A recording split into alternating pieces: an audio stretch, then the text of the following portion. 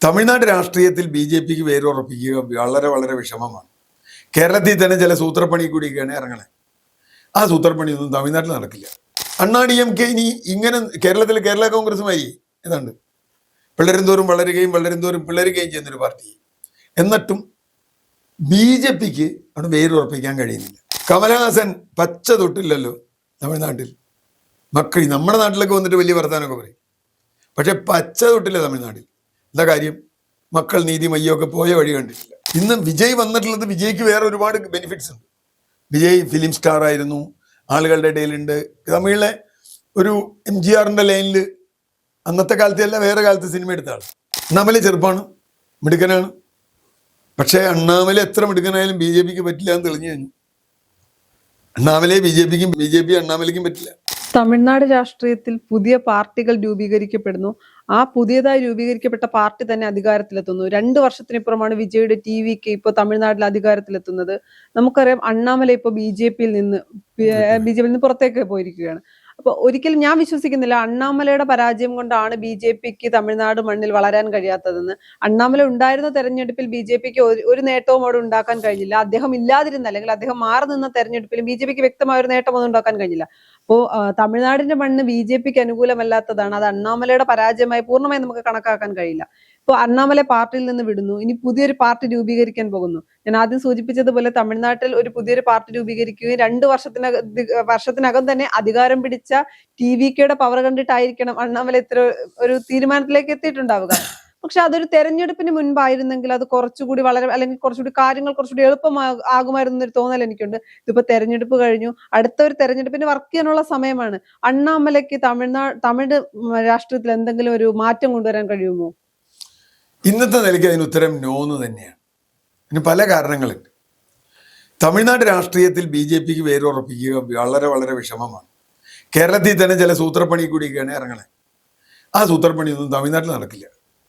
തമിഴ്നാട്ടിൽ നടക്കാത്തതിന് കാരണം ദ്രാവിഡ കക്ഷികളുടെ മേൽക്കൈയിലല്ലാതെ ഒരു ദേശീയ കക്ഷിക്കും തമിഴ്നാട്ടിൽ പച്ച തൊടാൻ പറ്റില്ല. BJP ആവട്ടെ, കോൺഗ്രസ് ആവട്ടെ, കമ്മ്യൂണിസ്റ്റ് പാർട്ടികളാവട്ടെ, ദേശീയ കക്ഷികൾ എന്ന് ഞാൻ പറഞ്ഞു തൊടാൻ പറ്റില്ല. കാരണം അത്രയ്ക്ക് ഉറച്ച ഒരു ദ്രവീഡിയൻ രാഷ്ട്രീയം അവിടെയുണ്ട്.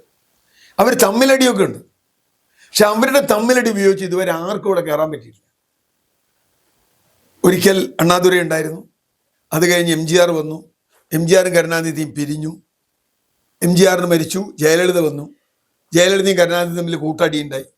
അത് കഴിഞ്ഞ് കരുണാനിധി മരിച്ചു, സ്റ്റാലിൻ വന്നു, ഇനിയിപ്പോൾ ദയാനിധി സ്റ്റാലിൻ വരാം.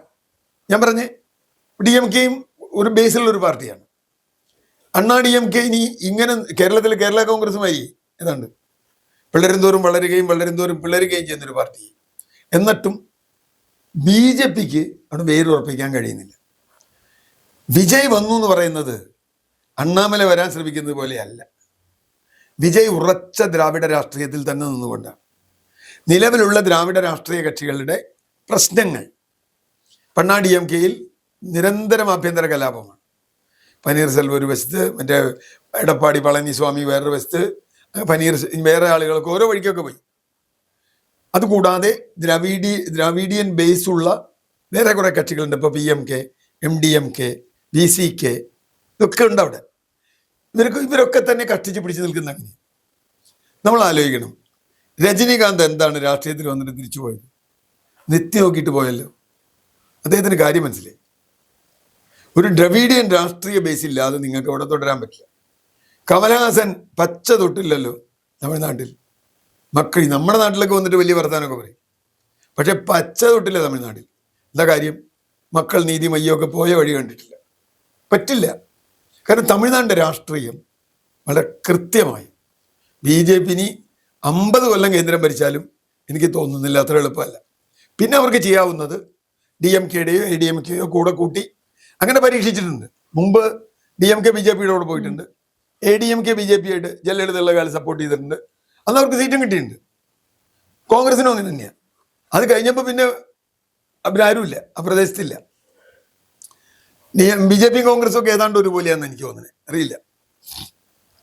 അങ്ങനെ ഒരു സാഹചര്യത്തിൽ അണ്ണാമല എന്ത് പൊളിറ്റിക്സ് ആയിരിക്കും പറയാൻ പോകുന്നത്?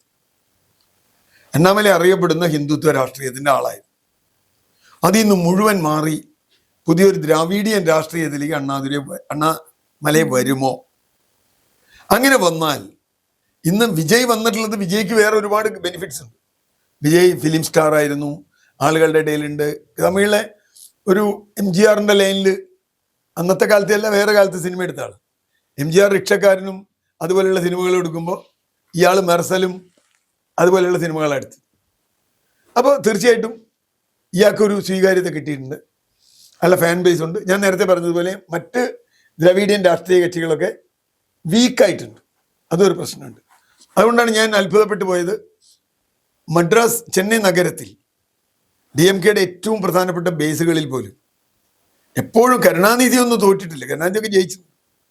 അവിടെ പോലും ഉദയനിധി സ്റ്റാലിനും തോൽക്കുകയാണ് എന്ന് പറഞ്ഞാൽ അവരുടെ ബേസ് അങ്ങനെ തന്നെ TVKയിലേക്ക് ഷിഫ്റ്റ് ചെയ്തിട്ടുണ്ട്, DMKയുടെ. അങ്ങനെ ഒരു സാഹചര്യത്തിലാണ് നേരത്തെ ചോദിച്ച ചോദ്യം വീണ്ടും പ്രസക്തമാവുന്നത്. ഇയാൾക്ക് എന്ത് ചെയ്യാൻ പറ്റും? അണ്ണാമലയ്ക്ക് ആരെയാണ് അഡ്രസ്സ് ചെയ്യാൻ പോണത്? വിജയിൽ അസംതൃപ്തരായ ദ്രാവിഡ രാഷ്ട്രീയക്കാരെയാണോ, അതോ ദ്രാവിഡ രാഷ്ട്രീയത്തിന് ബദലായ മറ്റൊരു രാഷ്ട്രീയമാണോ?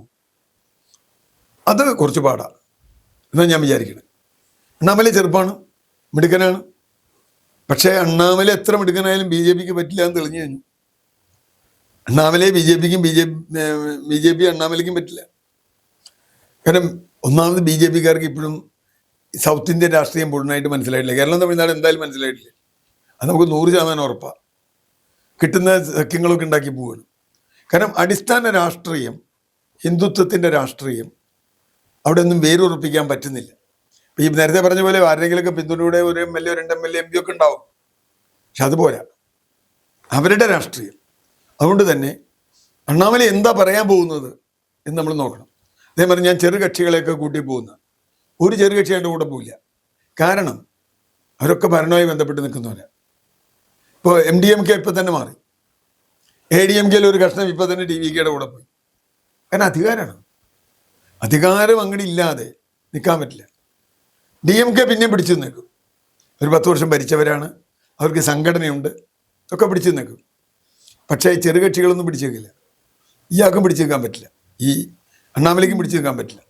അതുകൊണ്ട് അണ്ണാമലൈ എന്തെങ്കിലും അത്ഭുതം സൃഷ്ടിക്കുമെന്ന് അറിയില്ല. പിന്നെ അണ്ണാമലൈ എല്ലാവർക്കും അല്ലാതെ തന്നെ പരിചയമുള്ള ഒരാളാണ്. BJP നേതാവായി ഹിന്ദുത്വം പ്രസംഗിച്ച് നടന്ന ഒരാളാണ്.